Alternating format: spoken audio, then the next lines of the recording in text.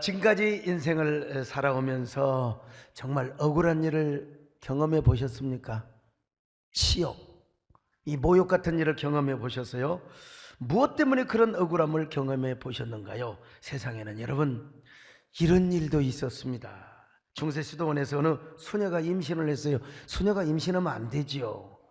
거기 지목받은 사람이 누구냐면 수도원 원장님이셨습니다. 그런데 수도원 원장은 시치미를 뚝 떼고 말단 수도원, 조금 어리버리한 수도원의 수도사에게 네가 그랬지 하고 담탱이를 다 씌워줬어요. 그래서 그 말단 수도사는 평생 죄인으로 삽니다. 죄인으로.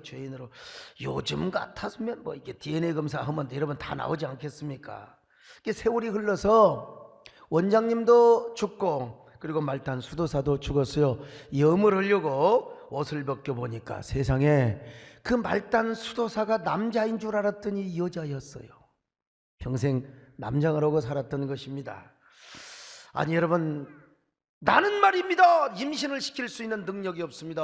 그리고 옷을 벗고 보여줄 수 있잖아요. 자신의 결백을 보여줄 수 있지 않습니까? 근데 그는 평생 수도원 원장을 지켜주었던 거예요. 그리고 그 수도원, 만약에 자기가 결백을 입증을 받으면 그 수도원은 완전히 풍비박산이 날 수 있을 거예요. 근데 그는 평생 수도원을 지키고 원장님을 지켜주었던 것입니다. 오늘 본문을 보니까 예수님께서도요, 아무 죄가 없는 분이 언약의 피로 구원을 하시려고 영문 밖에 가서 죽으셨다고 말씀하고 있습니다. 이것을 뭐라고 하느냐? 예수님의 치욕이라고 말씀하고 있어요. 자, 히브리서 13장 12절로 13절 보실까요? 시작. 그러므로 예수도 자기 피로써 백성을 거룩하게 하려고 성문 밖에서 고난을 받으셨느니라. 그런지 우리도 그의 치욕을 짊어지고. 자, 성문 밖에서 고난을 받으셨다. 여러분, 성문, 이거는 이 진영 바깥을 말하는 거예요. 구약에서 성문은 안전의 의미도 있지만 바로 거룩의 의미가 있었습니다. 그래서 성 바깥으로 쫓겨나는 것은 언약의 관계에서 완전히 쫓겨나는 거예요. 저주를 받는 것입니다. 그래 이스라엘 백성들이 죄를 지으면 성 바깥에 가서 돌로 매맞아 죽었습니다. 한센 환자들도 일단 병이 걸렸다 하면 성 바깥으로 쫓겨났어요. 그리고 성 안으로 들어오면 막 돌을 쳐져가지고 부정하다 그러면서 돌을 던지면서 사람들을 쫓아냈습니다. 그러므로 성 바깥으로 쫓겨나는 것은 언약으로부터 쫓겨나는 거예요. 저주를 받는 것을 의미합니다. 예수님께서도 성 안에서 죽임받는 게 아니라 성 바깥에, 영문 바깥에서 죽임을 당했던 겁니다. 그만큼 예수님의 죽음이 저주스러웠다. 근데 이 히브리서 기자는요, 구약의 제사와 연결하여 예수님의 죽음을 설명하고 있어요. 자, 히브리서 13장 11절 같이 봅니다. 시작. 이는 죄를 위한 짐승의 피는 대제사장이 가지고 성소에 들어가고 그 육체는 영문 밖에서 불사름이라. 자, 여러분, 구약에서 화목제나 번제 일부는 이제 제사장이 먹었어요. 그러나 속죄제의 제물 중에서 수소의 고기와 가죽은 절대로 제사장이 먹을 수가 없습니다. 이건 영문 밖에 재 버리는 곳에다가 반드시 태워야 있습니다. 자, 레위기 8장 17절 시작. 그 수송아지 곧 그 가죽과 고기와 똥은 진영 밖에서 불살랐으니 여호와께서 모세에게 명령하심과 같았더라. 자, 왜 그랬을까요? 학자들은 설명합니다. 이 속죄제의 고기 속에 백성들의 죄가 전가가 되어 있다. 백성들의 죄 때문에 이 고기가 오염이 되어 있다는 것입니다. 그래서 이거 못 먹어. 저기 영문 밖 재 버리는 곳에다가 이걸 바로 태워 버리라고 했습니다. 그래서 예수님께서도 저 영문 밖에서 우리의 속죄 제물이 되어서 바로 그곳에 가서 죽으셨던 것입니다. 이곳이 어디냐? 골고다 언덕입니다. 먼저 로마 군병들은 예수님을 빨가벗기고 채찍질을 하십니다. 예수님이 맞으신 채찍에는 이 가죽끈이란 말이요, 그리고 거기에 납덩어리가 달려 있어가지고 그냥 공중을 한 바퀴 휙 돌면서 예수님을 때리면 그냥 살점이 으그덕하고 찢겨졌어요. 만신창이가 됩니다. 게다가 예수님을 더 모욕하고 조롱하기 위하여 막 가시멜 유관을 만들어서 예수님 이마에다가 팍 씌우니까 이마가 상해서 피가 철철철 흐른다 이 말이죠. 그래서 예수님은 피투성이가 된 채 십자가를 짊어지고 골고다 언덕으로 올라가시는데 이 십자가가 너무 무거워가지고 예수님은 하도 배를 맞아서 이제 육신이 다 지쳤어요. 그래서 이제 올라가면서 쓰러지고 또 넘어지고 그런 예수님을 향하여 로마 군병이 무자비한 놈들은 그냥 예수님에게 채찍질을 또 하니까 예수님이 다리가 더 이상 힘이 없어서 일어나지를 못하는 거예요. 이때 바로 구레네 시몬이라는 사람을 억지로 데려다가 십자가를 지우게 하지요. 근데 우리 예수님은 맨몸으로 가는데도 혼자도 걸어갈 힘이 없어서 이리 비틀 저리 비틀 하시는 것입니다. 자, 마태복음 27장 32절 한번 보실까요? 시작. 나가다가 시몬이란 구레네 사람을 만나매 그에게 예수의 십자가를 억지로 지워가게 하였더라. 여러분, 억지로, 여러분, 우리 교회 창립 30주년을 맞아서 예수님이 걸어가셨던 그 길을 우리도 한번 걸어갔는데 바로 비아 돌로로사의 길이라고 합니다. 그냥 올라가지 않고 십자가를 지고 올라갔습니다. 눈물을 강처럼 흘리는 순간이었습니다. 예수님께서 그렇게 골고다 언덕에 도착하시자 마침내 예수님이 십자가에 죽으신 것입니다. 여러분, 십자가에. 제가 우리 교인들과 함께 이제 예수님이 십자가에서 죽으신 곳에 갔을 때 그 장소에서 무릎을 꿇고 눈물을 흘립니다. 제가 무릎을 꿇는 것은 여러분, 십자가 자체를 제가 우상으로 삼는 것이 아니에요. 제가 2000년 전으로 돌아가서 예수님이 내 앞에서 십자가에 죽으신다, 그런 생각을 하면서 무릎을 꿇고 눈물을 흘리며 기도하였던 것입니다. 저뿐 아니라 우리 교인들도 다 무릎을 꿇고 기도합니다. 여러분, 저 모습을 보면은 저 영상만 봐도 가슴이 저려 와야 됩니다. 바로 저곳에서 예수님이 십자가에 달려 돌아가셨거든요. 그리고 모든 물과 피를 다 쏟아내셨습니다. 그때 성경에 보면 뭐라고 그러냐, 바위가 터지고 깨졌다고 말씀하고 있어요. 마태복음 27장 51절 같이 봅니다. 시작. 이에 성소의장이 위로부터 아래까지 찢어져 둘이 되고 땅이 진동하며 바위가 터지고. 여러분, 유대인의 전설에 의하면요, 예수님의 핏방울이 저 바위 틈으로 계속 흘러내렸다는 것입니다. 중요한 것은 이곳에 아담의 무덤이 있었다는 겁니다. 이 교회 전통에 의하면, 유대인의 전설에 의하면은 바로 예수님이 십자가에 죽으셨는데 그 밑에 아담의 무덤이 있었다는 거예요. 그리고 갈라진 바위의 틈을 통하여 예수님의 피가 줄줄 흘러내렸다는 것입니다. 무슨 말입니까? 여러분, 예수 믿지 않는 히브리 대학의 교수도 이걸 설명해 줬는데요. 무슨 말이냐? 예수님의 피가 그 아래로 떨어졌다는 것은 아담의 무덤이 있었다고 하잖아요. 아담의 원죄까지, 우리 예수님은 우리의 자범죄뿐만 아니라 아담의 원죄까지 다 속죄를 하고 전부 다 덮어 주었다는 이야기입니다. 여러분, 히브리 대학교 교수의 이야기를 한번 들어보실까요? According to tradition, yes, this is the chapel. The Christians adopted the view that Mount Moriah is in the rock of Golgotha, and attributed this chapel to Adam. Yes. So, and you see the continuation of the crack in this window. Yes, this is the same crack that we encountered at the top of the rock of Golgotha, on the chapel of Golgotha. 자, 여러분요, 그래서 고고학자들이 그 유대 전설을 따라서 바위를 파봤어요. 저 밑에를 파보니까 진짜 예수님의 핏자국이 발견이 되었다는 것입니다. 그래서 이것은 바로 예수님의 피가 인간의 모든 원죄를 용서해 주었다는 교훈을 우리 모두가 지금 삼고 있는 것입니다. 여러분, 그렇습니다.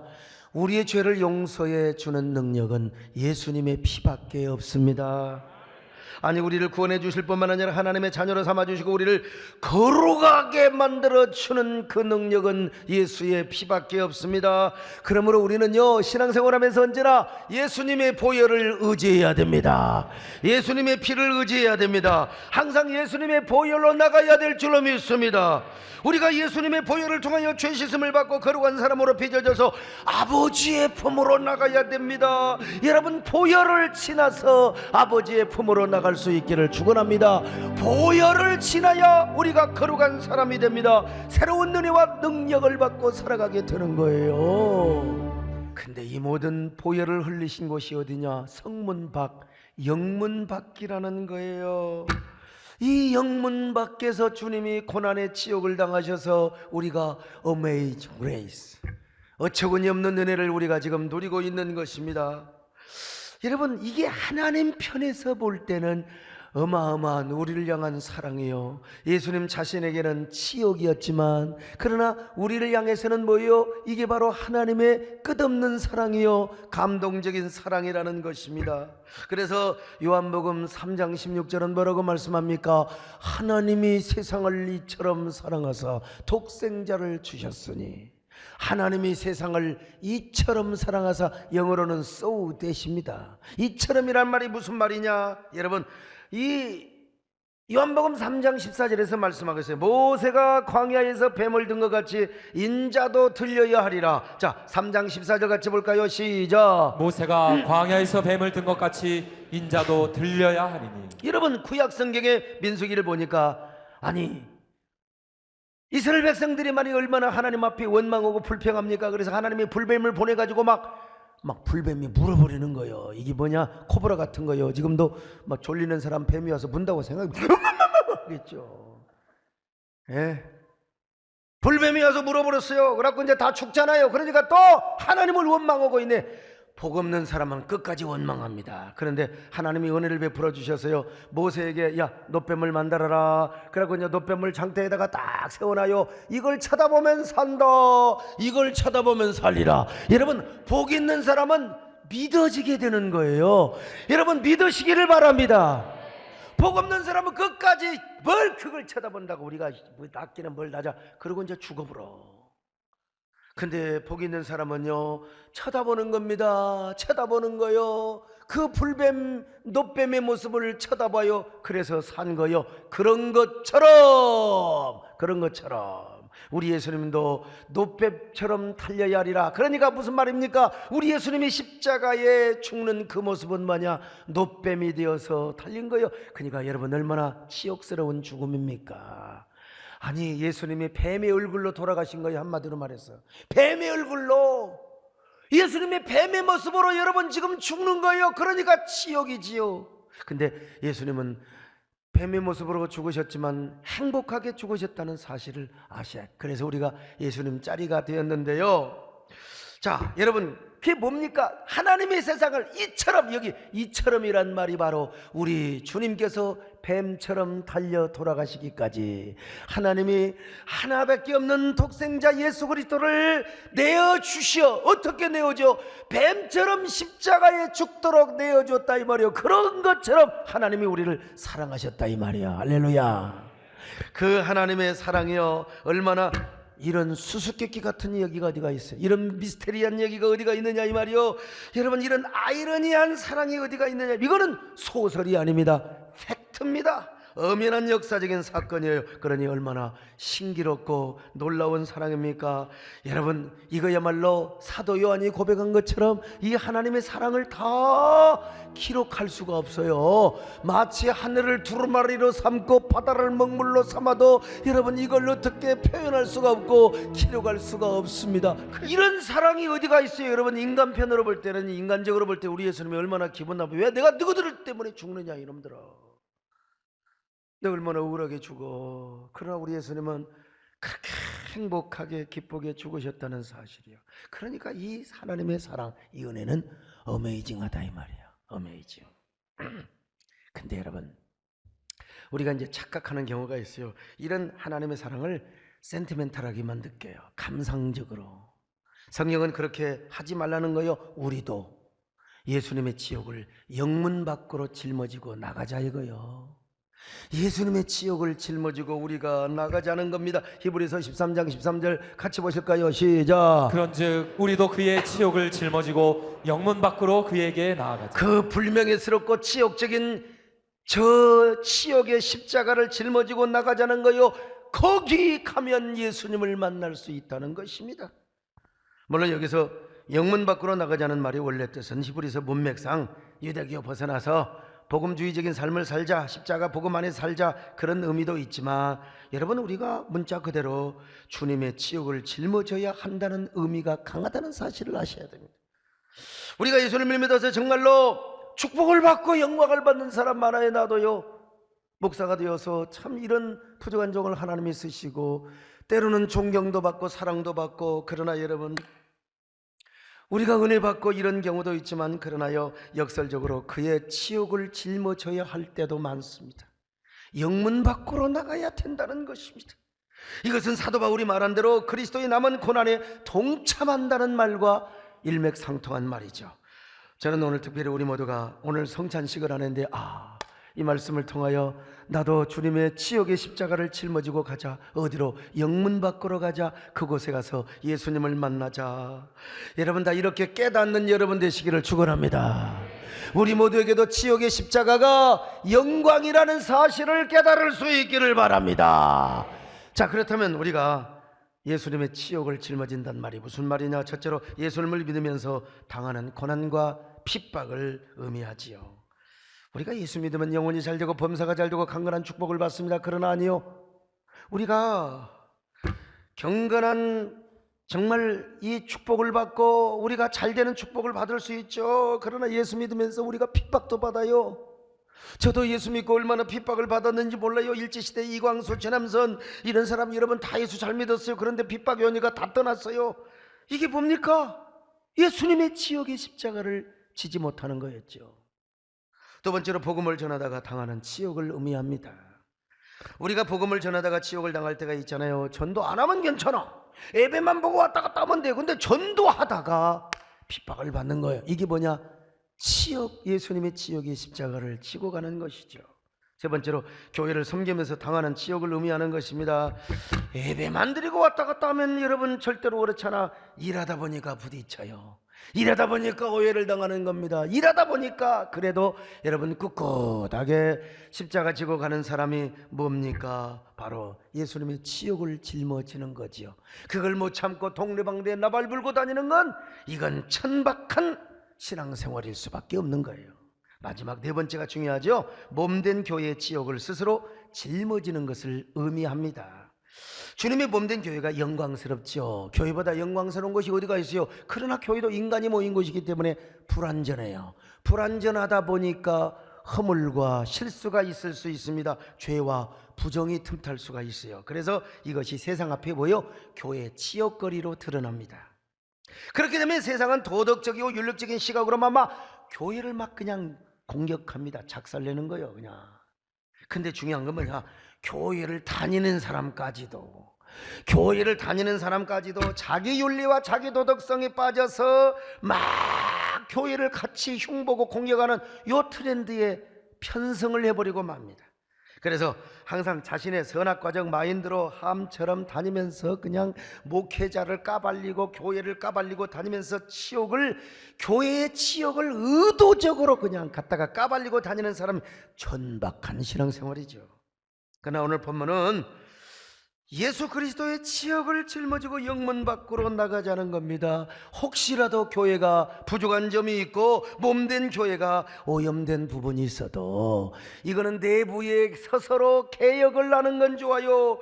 그런데 그거 하기 전에 내가 그 오염과 모든 부정을 십자가를 짊어지고 내가 그냥 묵묵하게 어디로 가요? 저 채버리는 곳에 가서 그곳에 가서 태워버리라는 거예요. 내가 속죄의 죄물이 되어서 그 오염되고 부정한 것을 들고 가가지고 그 죄 버리는 곳에서 태워버리라 이 말입니다. 여러분 이게 뭐요? 영문 밖으로 가는 것입니다. 여러분 모두 다 속죄의 제물이 되시기를 축원합니다. 내가 속죄 제물이 되면 뭘 까발리고 말고 뭐가 있겠어요. 그냥 치욕의 십자가를 들고 입 다물고 그냥 여러분들이 어디 가는 거예요? 사명의 길을 가는 겁니다. 주여 깨닫게 하여 주옵소서. 우리 모두 이런 성도들이 되게 하여 주시옵소서. 아멘. 요즘은 막 대형교회 문제가 터질 때마다 나도 막 가슴이 조마조마합니다. 여러분 저도 똑같은 인간입니다. 저라고 어찌 선하게 마인드가 없고 도덕적 윤리성 이런 것이 왜 없겠습니까? 제 안에 있는 도덕성과 윤리성이 막 폭발해요. 꼭 이렇게 해야 되나? 진짜 우리가 우리에게 진짜 이 빌미를 주네. 아니 뭐 꼭 세습을 해야 돼. 세습하는 교회를 뭐 부작교회라고 하는데 우리 아들이 이제 우리 교회를 맡으면 이제 세된 부작교회 이제 되는 거예요. 부작교회, Father and Son. 근데 나도 여러분 그런 마음이 왜 없겠어요. 솔직히 교회를 지키고 허물어지지 않도록 하기 위하여 왜? 아 이거 딴 사람이 와가지고 또라이지 돼버리면 교회 완전히 깨지거든. 그래서 그 교회를 지키기 위해서 뭐 세습을 한다. 난 여러분 내가 좀 이해도 되지만 또 이 하나님의 절대 주권을 믿고 그냥 다른 사람 데려오지 뭐 그 사람들이 뭐 또 딴 데 간다고 다 다른 교회 가는 거지. 나도 여러분 그런 교회 비판하고 싶은 마음이 생길 때가 있어요. 나도 똑같은데 여러분요. 그리고 목회자 한 사람 때문에 아니 뭐 중이 절 보기 싫으면 자기랑 하면 된다고 했잖아요. 그러니까 하나님의 절대 주권을 믿고 뭐 내가 아니면 뭐 다른 사람을 통해서 교회 이끌어가는 건지 목회자 한 명이 그냥 사라지면 되는 걸 왜 그렇게 그냥 그 자리를 고소하려고 그냥 싸우고 그냥 요란뻑적 그냥 떠들썩하게 해가지고.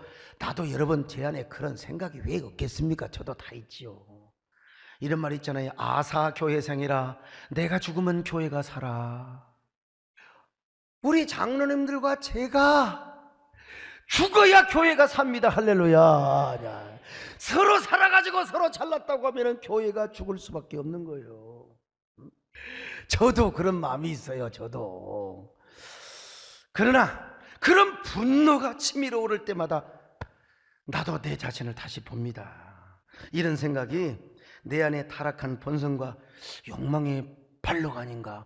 내가 혹시라도 저 사람과 경쟁을 하고 질투를 하고 있는 것은 아닌가. 나도 내 윤리와 도덕적인 시각으로 선악과를 따는 것은 아닌가.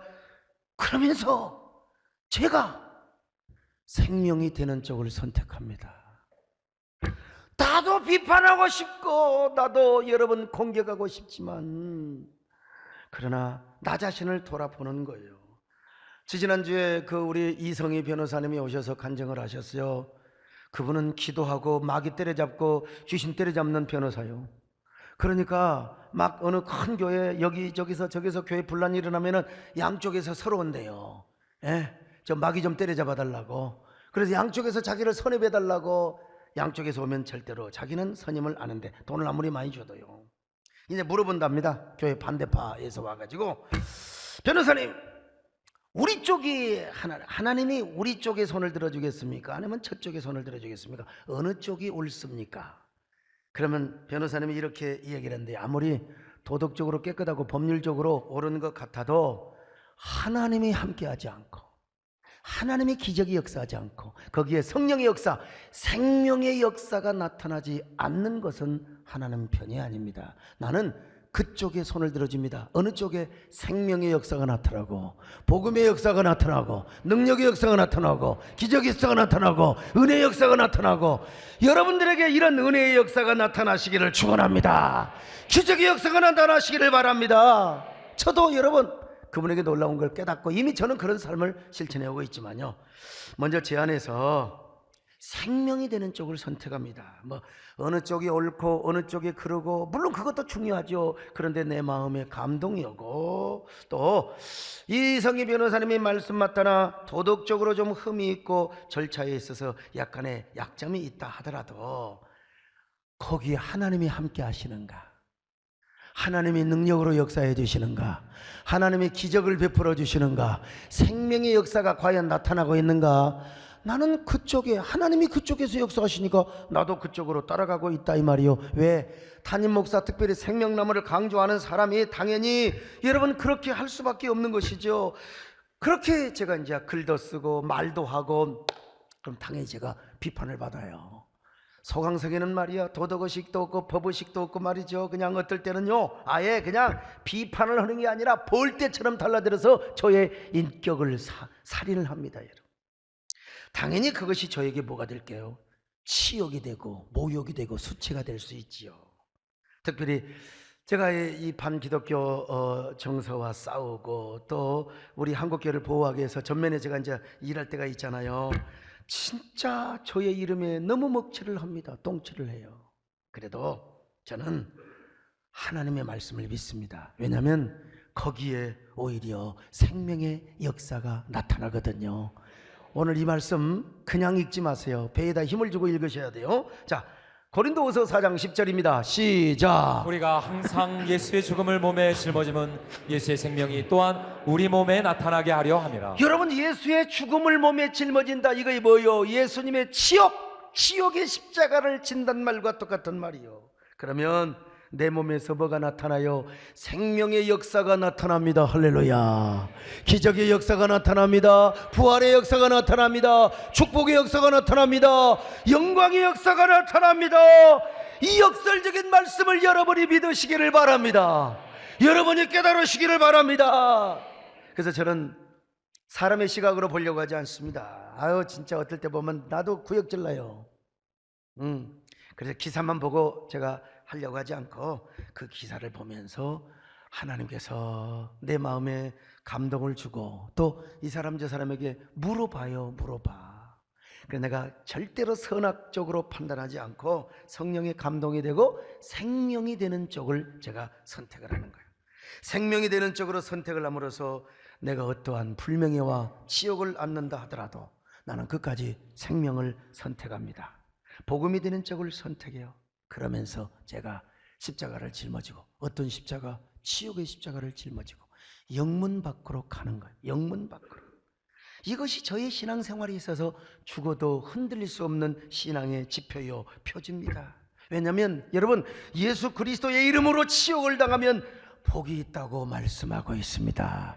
치욕의 십자가를 지고 나가는 자에게 오히려 하나님의 영광의 영이 함께 하시리라. 할렐루야.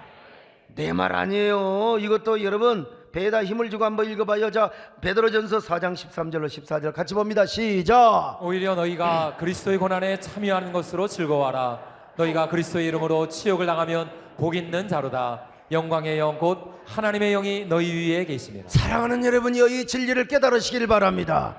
역설적 진리를 붙잡으시기를 바랍니다.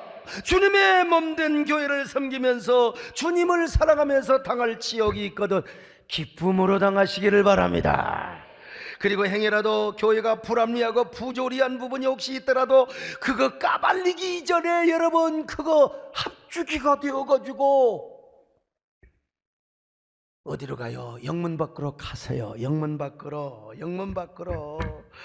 그러면 영문 밖으로 가서 이 모든 것들을 다 태워버려. 부조리한 부분 다 태워버려. 내가 속죄 제물이 되면서. 그러면 하나님께서 영광의 역사로 함께 하신다는 거예요. 할렐루야. 영광의 영이 함께 하신다는 겁니다. 생명의 역사가 나타납니다. 영광의 역사가 나타납니다. 여러분, 이제는 더 큰 생명은 교회 안보다, 물론 교회 안에도 영문 밖에 있을 수 있죠. 여러분, 영문 밖에 진정한 생명이 있습니다. 영문 밖에 가서 더 큰 생명을 찾으시기를 바랍니다. 더 큰 영광을 찾으시기를 바랍니다.